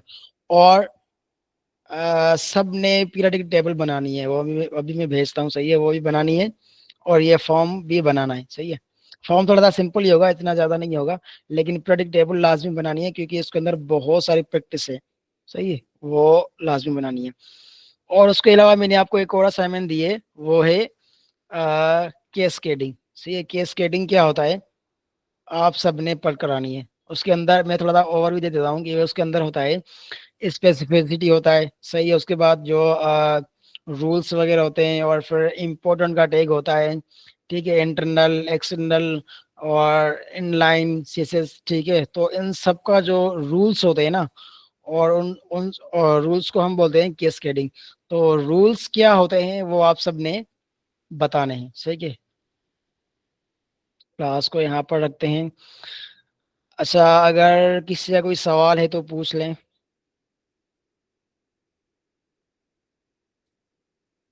कि जी, अपना अपने प्यारो अपने रिश्ते का खास कर रखिएगा। अल्लाह हाफिज।